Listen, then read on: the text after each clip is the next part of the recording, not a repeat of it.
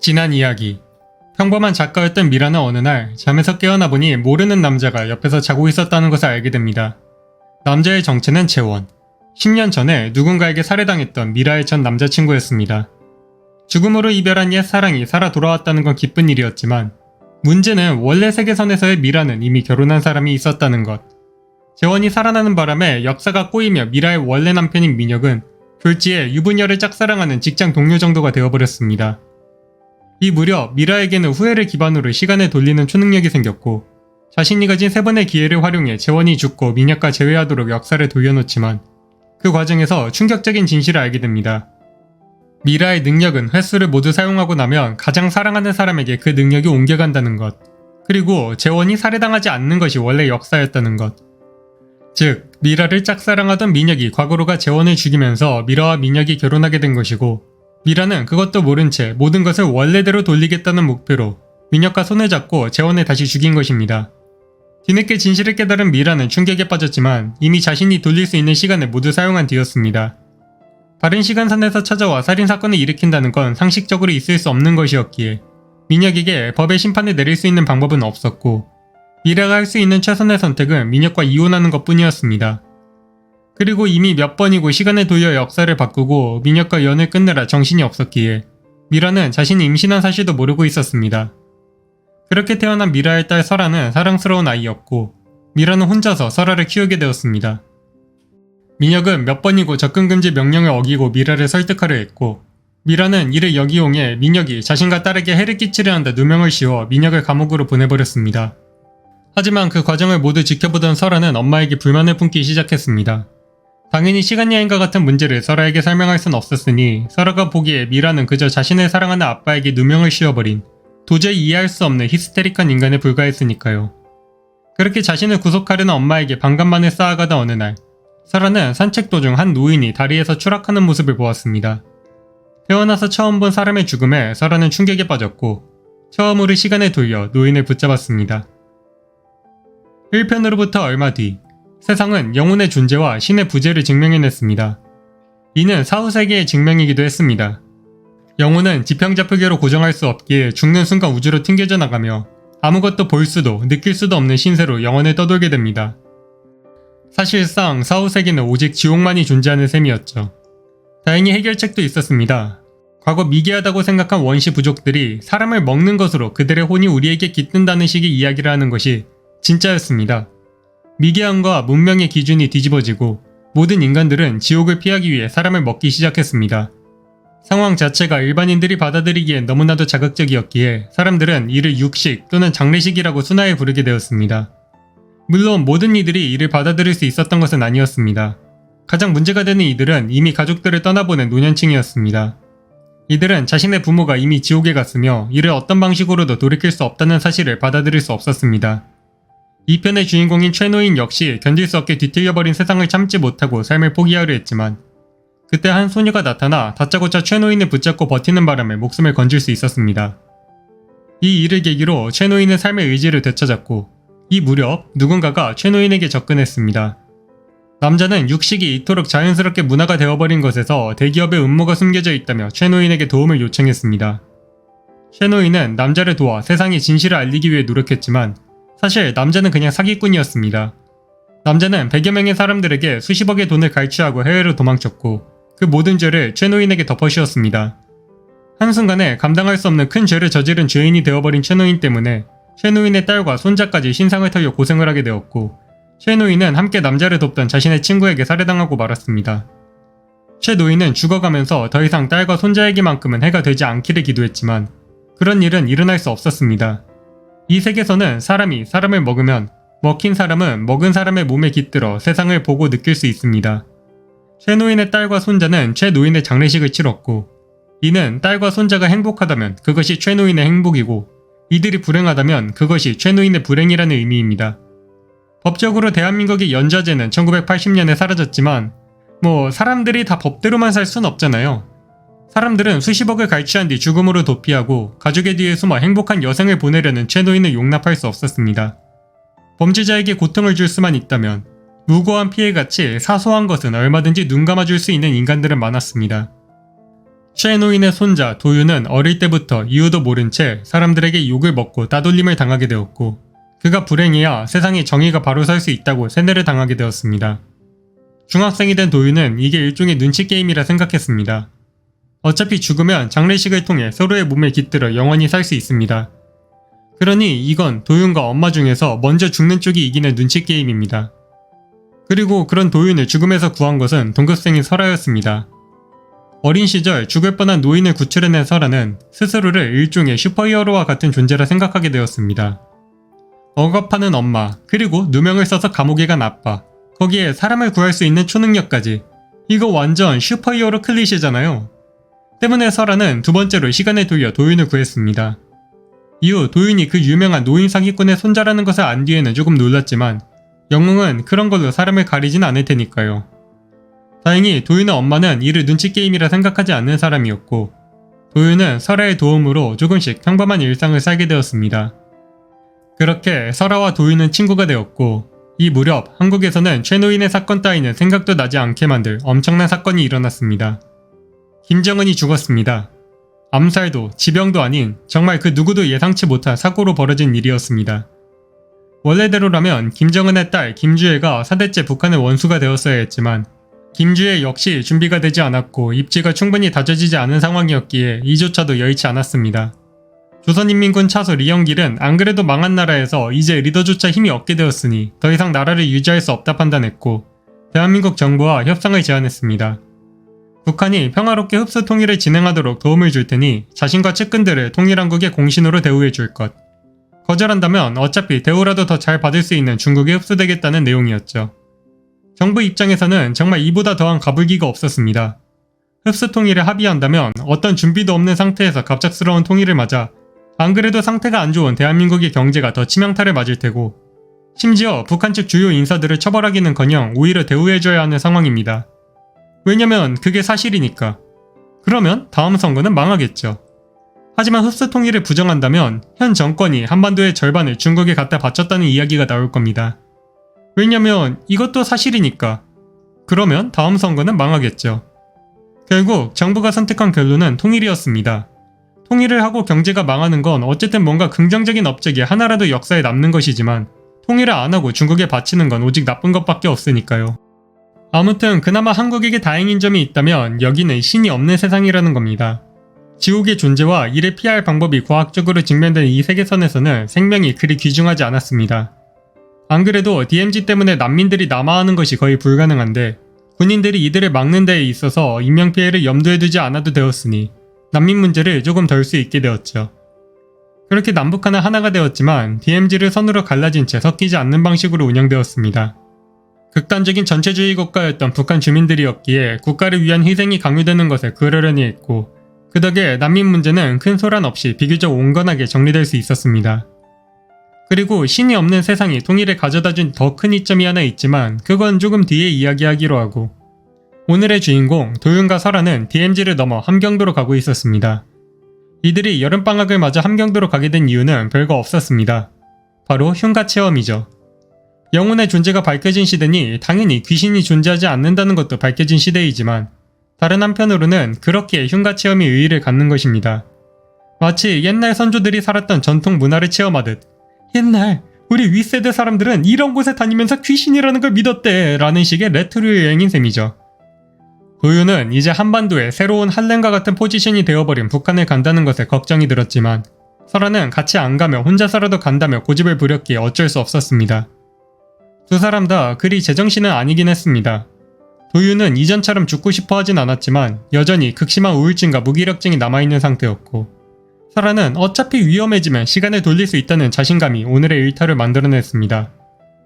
북한 주민이 남한으로 가는 것은 쉽지 않았지만 남한에서 북한으로 올라가는 것은 그리 어렵지 않았고, 이들은 그렇게 귀신을 보러 함경도의 작은 산골로 향했습니다. 불안감은 조금 있었지만 아무튼 여행은 즐거웠고, 북한도 일단은 사람 사는 동네였습니다. 무엇보다 함경도는 북한 중에서도 북쪽에 위치해 있다 보니 여름에도 가을처럼 선선해서 오히려 쾌적하기까지 했죠. 그리고 아직 인프라가 제대로 갖춰지지 않은 탓에 한밤에 개마고원을 오르는 겁없는 대학생들에게 경고해줄 공무원도 없었습니다. 물론 그렇다고 대책 없이 아무데나 가서 흉가를 찾는 게 쉬울 리도 없었고요. 두 대학생들은 별다른 성과 없이 산 중턱에 텐트를 쳤습니다. 선선한 바람을 맞으며 설아는 도윤과 시답잖은 이야기를 나눴습니다. 흉가 체험인이 하는 것들은 어디까지나 표면적인 이유였습니다. 그런 레트로한 감성이 있던 시절은 통일 전이었으니 북한으로 가면 안 되었죠.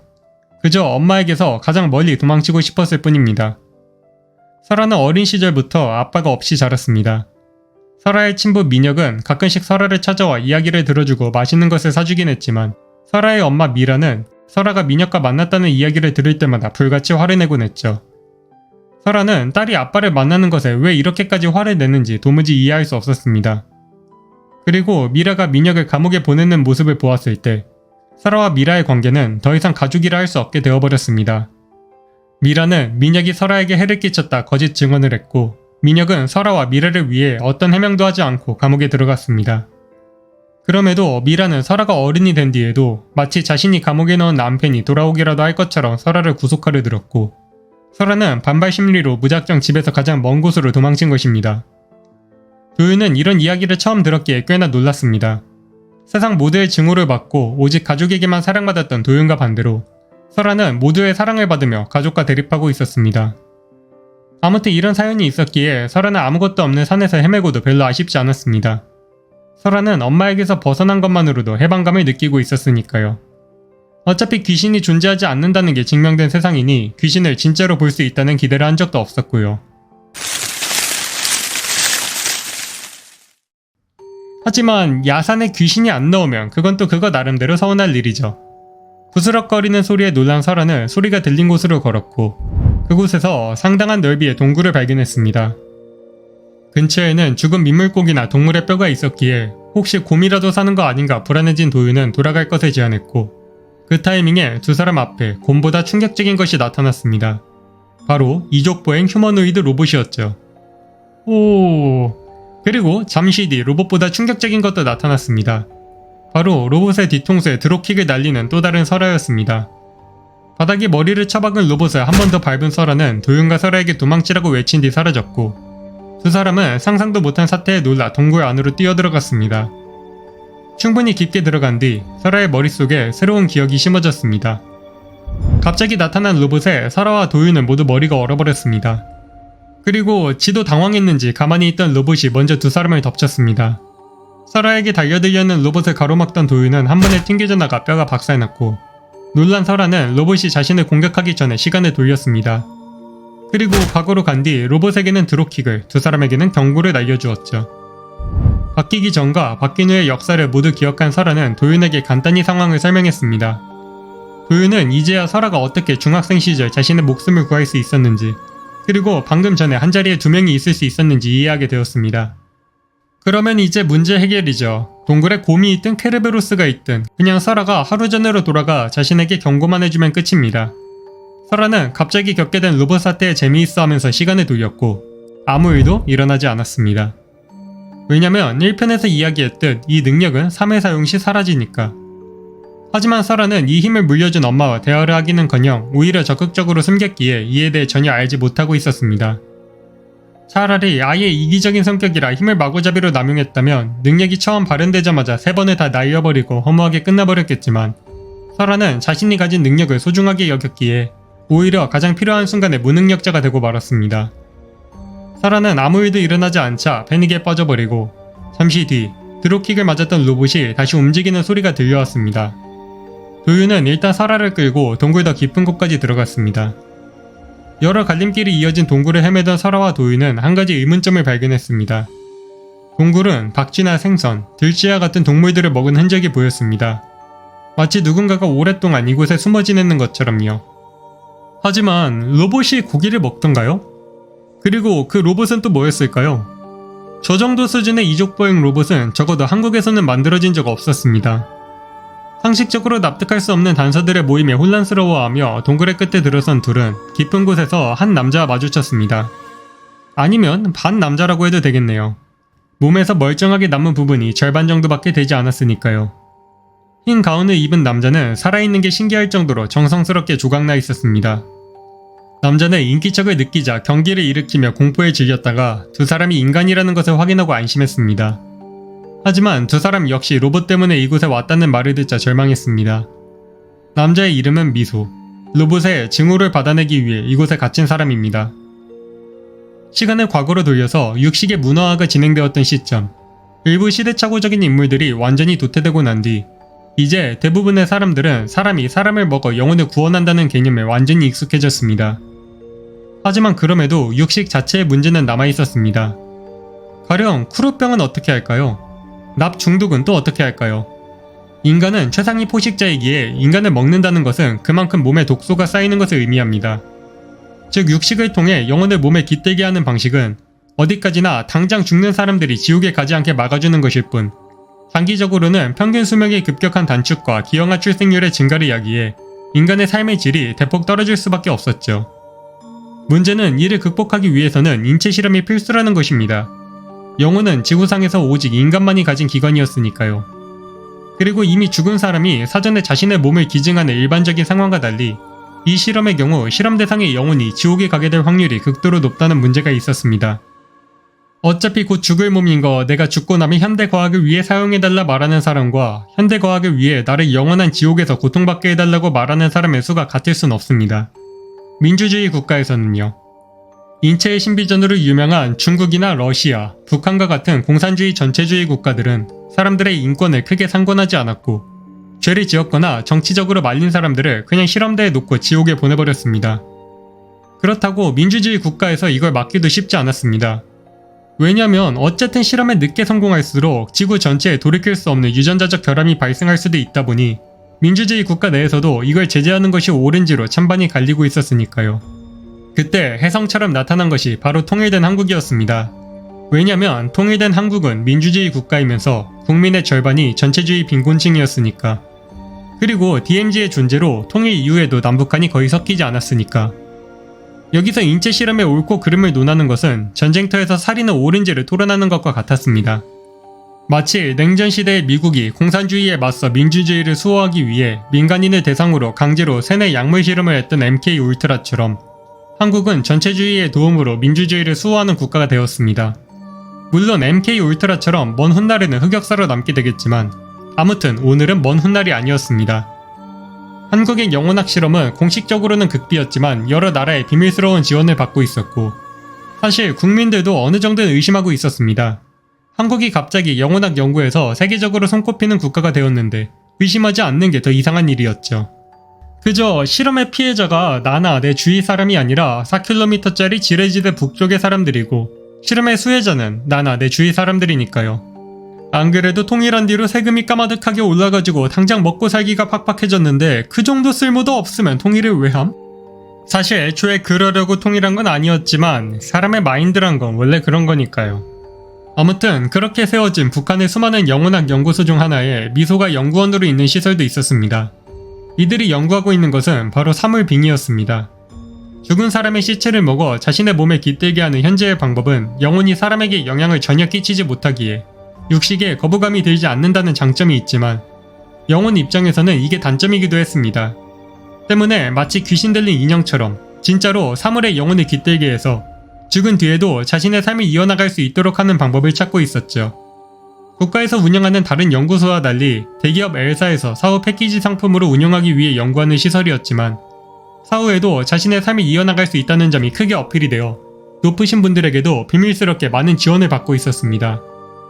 때문에 실험체 중에는 드물게 남한에서 공수된 범죄자들도 있었습니다.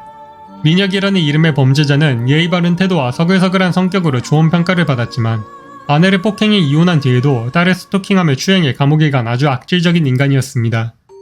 그가 이 실험에 자원한 이유도 아주 괘씸했는데 사랑하는 아내가 자기 모습을 싫어하는 것 같으니 다른 모습으로나마 곁에서 지켜보고 싶다는 내용이었죠. 물론 초반에 말했듯 범죄 전체가 아내의 누명이긴 했지만 민혁은 자신이 누명을 썼다는 이야기를 하지 않았기에 모르는 사람 입장에서는 쓰레기도 이런 쓰레기가 별로 없었고 민혁은 실험실의 첫 임상 실험체가 되었습니다. 그리고 성공했습니다. 민혁은 인간의 몸을 본떠 만들어진 휴머노이드에 빙의했고 인간과 거의 유사하게 말하고 행동할 수 있게 되었습니다. 그리고 기계는 보수만 잘한다면 인간 따위와는 비교할 수 없을 정도로 오랜 시간 동안 삶을 유지할 수도 있었죠. 보수를 할 수만 있다면. 다수의 영혼이 깃든 로봇을 완성한 이들은 곧 한 가지 문제를 발견했습니다. 로봇을 보수할 수 없게 되면 어떻게 되는 거죠? 카메라가 망가져 앞을 볼 수 없게 되고 관절이 녹슬어 걸을 수 없게 되면 그게 영혼이 우주 밖으로 튕겨지는 것과 차이가 뭘까요? 물론 로봇을 잘 만들면 그 시간을 아주 먼 미래까지 늦출 수 있겠지만 어디까지나 늦추는 것일 뿐 로봇은 언젠가는 반드시 지옥에 가게 될 수밖에 없었습니다. 인간이 죽었을 때는 시체를 먹어서 영혼을 깃들게 할 수 있지만 로봇이 죽었을 때 금속 프레임을 먹을 순 없으니까요. 연구자들은 한번 무기물에 깃든 영혼을 다시 옮기는 것이 불가능함을 깨닫고 이 연구 내용을 세간에 공개할 것인지를 두고 논쟁을 벌였습니다. 만약에 이 기술에 특허를 낼 수 있다면 그 사람은 인류 역사상 다시 없을 거대한 부를 얻을 것입니다. 두 번째 삶에 돈을 투자하지 않을 사람은 돈 없는 사람뿐일 테니까요. 하지만 만약에 후대의 학자들이 연구기관이라도 만들어내지 않는다면 이 기술은 모든 인간을 확정적으로 지옥으로 보내는 기술이 될 것입니다. 로봇은 번식할 수 없으니 인구는 갈수록 줄어들기만 할 수밖에 없으니까요. 인간을 먹은 인간을 먹는 것을 반복하는 것이 인간의 삶을 유지할 수 있는 유일한 방법이었습니다. 그리고 이 논쟁의 끝은 두 파 모두에게 재앙으로 끝났습니다. 영혼이 깃든 휴머노이드들은 안에 들어있는 것이 인간이었기에 기존의 이족보행 로봇이 할 수 없는 완벽한 균형 감각을 보여주었습니다. 거기에 인간보다 튼튼하고 힘이 세기까지 하기에 이들은 어느덧 연구실의 중요 인력으로 자리잡아 있었죠. 문제는 이들이 로봇처럼 생겼기에 쉽게 잊어버리지만 얘네는 인간이라는 겁니다. 한 연구자가 실수로 휴머노이드가 있는 자리에서 연구 내용을 발설했습니다. 휴머노이드들은 자신들의 영혼이 이곳에 깃든 이상 이미 지옥에 가는 것이 확정되었으며 이를 알면서도 자신들이 부려먹고 있던 연구자들에게 분노했습니다. 그렇게 기계의 반란이 일어났습니다. 휴머노이드의 돌발 행동에 따른 대비책이 마련되어 있긴 했지만 그 대비책을 관리하는 일에도 휴머노이드가 관여하고 있었기에 이들은 반나절도 되지 않아 연구실을 점거하는 데 성공했고 그 뒤에는 휴머노이드들 역시 둘로 나뉘어서 싸웠습니다. 연구자들의 말에 의하면 휴머노이드가 세상 밖으로 나온다면 이는 인간 전체가 지옥에 가게 되는 미래로 나아갈 것입니다. 어차피 우리는 이미 휴머노이드가 된 시점에서 지옥행이 결정되었는데 그냥 이 상태로 세상 밖으로 나가 다같이 조져버려야 속이 시원하지 않겠어요? 반면 이에 반대하는 온건파도 남아있었습니다. 보통은 민혁과 같이 바깥에 소중한 사람이 남아있는 휴머노이드들이었죠. 강경파는 한 명이라도 살아서 자신의 삶을 되찾기 위해, 온건파는 강경파를 남김없이 죽여 입을 막기 위해 싸웠고 결국 민혁이 이끄는 온건파가 싸움에서 승리했습니다. 이들은 연구소를 터뜨려 모든 연구자들과 자료를 훼손시켰습니다. 그리고 살아남은 단 한 명, 미소만을 끌고 산으로 숨어들었습니다. 이들이 연구실과 함께 폭사하지 않고 여기로 도망친 이유는 아직 죽는 게 무서웠기 때문이었습니다. 소중한 사람이 있기에 희생을 선택했을 뿐 이들도 평범한 인간이었으니까요. 그리고 자신들이 이렇게 만든 연구자들이 편하게 죽는 것도 용납할 수 없었습니다. 때문에 유일한 생존자인 미소는 이곳에서 휴머노이드들의 놀이기가 되어 이들의 분노 섞인 폭력을 받아내며 죽을 날을 기다리는 처지가 되었습니다. 아마 연구를 진행한 엘사에서도 연구 보고서와 CCTV는 있었을 테니 사태를 어느 정도 파악은 하고 있었을 것입니다. 그럼에도 미소를 구출하려 들지도 않고 사라와 도윤이 이들의 연구 성과를 전혀 알지 못하고 있다는 건 엘사에서 내부적으로 이 실험 자체를 묻어버리겠다 결정한 모양이었습니다. 그러니 미소는 앞으로도 구출될 가능성이 없고 사라와 도윤도 여길 빠져나갈 수 없겠죠. 미소는 두 사람도 이미 휴머노이드에게 잡혀온 것이라 지레짐작하고 자신이 알고 있는 것을 간단히 설명해 주었습니다. 앞으로 설아와 도윤도 자신과 같은 꼴이 될 텐데 영문도 모른 채 당하기만 하는 건 너무 서운하잖아요. 그리고 이쯤에서 설아에게 드롭킥을 맞은 휴머노이드가 이들을 발견했습니다. 휴머노이드는 당황한 듯한 기계음을 내며 그대로 미소의 목을 꺾어버렸습니다. 설아는 상상도 못하고 있었지만 휴머노이드의 정체는 설아의 친부인 민혁이었습니다. 민혁은 설아를 한눈에 알아보고 구출하려 했고 그러기 위해서는 설아와 도윤이 휴머노이드와 빙의에 대해 알아서는 안 됐습니다. 하지만 민혁이 불의의 드롭킥을 맞고 길을 헤매는 동안 두 사람은 이미 너무 많은 이야기를 들어버린 뒤였습니다. 하지만 그럼에도 민혁은 설아를 살리기로 결정했고 무심코 죽은 미소를 먹으려는 설아와 도윤을 막은 뒤 두 사람을 붙들고 동굴 바깥으로 달렸습니다. 둘이야 로봇에 저항할 수 있을 리도 없었고요. 출구를 코앞에 두고 민혁은 다른 휴머노이드들과 충돌했습니다. 이들은 동굴에서 나오는 설아와 도윤도 죽여 입을 막아야 한다 주장했고 민혁은 두 사람을 보내고 휴머노이드와 맞붙었습니다. 민혁이 특별히 싸움을 잘하거나 기능이 뛰어난 것도 아니니 정상적인 상황이라면 다수를 상대로 혼자서 싸움이 가능할 리가 없지만 작은 부상조차 자연 치유도 수리도 불가능한 환경에서 민혁은 다른 휴머노이드들과 다르게 다치는 것을 두려워하지 않았고 산산조각이 나면서도 두 사람이 무사히 탈출할 때까지 시간을 벌 수 있었습니다. 그렇게 설아와 도윤은 목숨만 건진 채 산에 빠져나갔습니다. 민혁도 휴머노이드들도 의도적으로 두 사람이 알아들을 수 없도록 기계음을 통해 소통하는 바람에 설아는 자신을 탈출시킨 휴머노이드가 아빠라는 것을 알지 못했습니다. 하지만 자신들이 본 것이 세상 밖으로 나갔을 때 그 결과가 얼마나 끔찍할지는 인지하고 있었습니다. 설아는 도윤에게 오늘 있었던 일을 비밀로 하자고 약속한 뒤 무사히 집으로 돌아갔습니다. 라고 이야기가 끝났다면 그래도 해피엔딩이었겠지만 설아의 머릿속에 한 가지 의문이 들었습니다. 과연 도윤은 오늘 겪은 일을 평생 비밀로 할까요? 설아는 도윤의 비극적인 가정사를 들었습니다. 도윤의 할아버지는 노인을 대상으로 한 사기에 휘말려 막대한 손실을 보았을 뿐 아니라 가장 친한 친구에게 살해당했고 그 죄를 모조리 덮었으면서 도윤까지 일상생활이 불가능할 정도로 큰 고통을 받았습니다. 얼굴도 모르는 불특정 다수의 얇은 정의감으로 인생이 망가지는 경험은 겪어보지 않으면 상상하기 힘든 고통이겠지만 그렇게 할 수 있는 상상도 있었습니다. 도윤은 그 사람들을 얼마나 증오하고 있을까요? 그리고 그 증오를 위해 어디까지 희생할 수 있을까요? 설아는 도윤을 붙잡았고 도윤은 이곳에서 벌어진 일을 모두 제보할 것이라 순순히 부렸습니다. 화석연료가 환경을 파괴한다 한들 화석연료의 사용을 막을 수 없는 것처럼 빙의 기술이 먼 미래에 전 인류의 멸망을 가져온다 한들 사람들은 눈앞에 두 번째 삶을 위해 이 기술을 외면하지 못할 것입니다. 처음에는 소수의 부유하지만 생각 없는 이들이 삶을 얻을 것이고 그 뒤에는 수많은 사람들이 박탈감을 느끼며 빙의에 손을 댈 것입니다.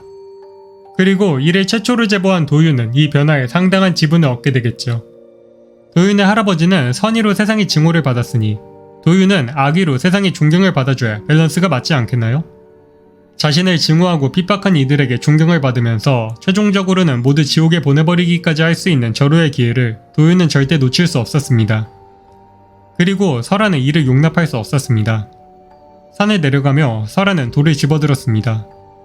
마치 사랑을 위해 사람을 죽였던 설아의 아빠처럼 딸을 위해 남편에게 무고를 덮어씌운 설아의 엄마처럼 인간을 구하기 위해 학살을 벌인 실험실의 휴머노이드들처럼 그리고 설아 한 사람을 구하기 위해 다시 모두를 위험에 빠뜨린 민혁처럼 설아는 세상을 구하기 위해 도윤의 뒤통수를 찍어버렸습니다. 하지만 아무리 그래도 살인은 나쁘죠. 그런 건 하면 안 되는 겁니다. 그리고 이 이야기는 권선은 몰라도 징악은 아주 뚜렷했습니다. 도윤은 설아가 선한 마음씨를 가지고 있다는 것을 믿고 있었습니다. 시간을 돌리는 강력한 힘을 가지고 있었음에도 이를 오직 타인을 구하기 위해서만 사용할 정도로요. 그러니 설아가 세상을 구하기 위해 도윤의 뒤통수를 칠 수도 있다는 점은 이미 고려되고 있었습니다. 도윤은 설아의 공격을 피한 뒤 곧바로 반격했고 설아는 나뭇가지가 뒤통수를 관통해 직사했습니다. 도윤은 죽은 설아의 귀를 씹으며 산에 내려가던 중 문득 자신들을 도왔던 휴머노이드의 정체가 궁금해졌습니다. 도윤과 아무런 상관이 없는 인물이 호의를 베풀어준 것은 설아에 이어 그 휴머노이드가 두 번째였습니다. 지금쯤 이미 지옥에 간 뒤일 테니 명복을 빌어준다는 말은 참 웃기는 소리긴 했지만 그래도 두 사람 중에 한 명이나마 살아서 산에 내려가게 되었으니 도윤은 진심으로 그에게 감사하며 집으로 돌아갔습니다. 그리고 300년이 흘렀습니다. 인류는 도윤의 발음대로 멸망했지만 그 원인은 빙의가 아닌 그 누구도 예상치 못한 윤리였습니다. 제 채널은 영상을 끝까지 시청해주시는 여러분들과 저를 위해 후원해주시는 이분들의 힘으로 운영되고 있습니다. 이번에는 대본을 쓰면서 바뀐 게 은근히 많았네요. 가령 원래 계획은 통일 한국 같은 건 없었습니다. 그냥 어디 최대한 시골 지역으로 설정해서 만들어야지 싶었는데 아무리 생각해도 연구단지가 있으면서 사람들이 떼죽음을 당해도 애매하게 넘어가면서 사람이 없는 시골이라는 설정을 충족할 수 있는 지역을 남한에서는 찾을 수가 없더라고요. 북한에도 그런 지역이 있는지는 알 수 없지만 북한 지역에 대해서는 나도 모르고 여러분들도 모르니 있다고 치기 훨씬 편할 것 같아서 급하게 통일을 시켜주었습니다. 그런데 막상 놓고 보니 은근 어울려서 마음에 들었네요. 원래 3부작으로 끝내려 했지만 그래도 멸망까지는 데려가야 완전히 닫힌 결말이 될 것 같아서 다음 이야기에서 마침표를 찍어보겠습니다. 시간여행, 사후세계, 로봇에 이어 이제 다음 테마는 외계인으로. 그리고 마지막으로 얼마 전에 채널에 처음으로 광고를 받았잖아요. 기왕이면 광고비를 받은 걸 일부라도 여러분들과 나누는 이벤트를 하면 좋겠다 싶어서 앞으로 영상마다 하나씩 구글 플레이 카드 만원 코드를 숨겨놓을 생각입니다. 이런 식으로요. 자, 선착순 1명. 앞으로도 3개에서 5개 정도 영상에 카드를 하나씩 숨겨놓을 테니 앞으로 잘 부탁드리고, 영상이 마음에 들었다면 구독과 좋아요로 응원해주시고 저는 다음 영상으로 돌아오겠습니다. 그럼 안녕.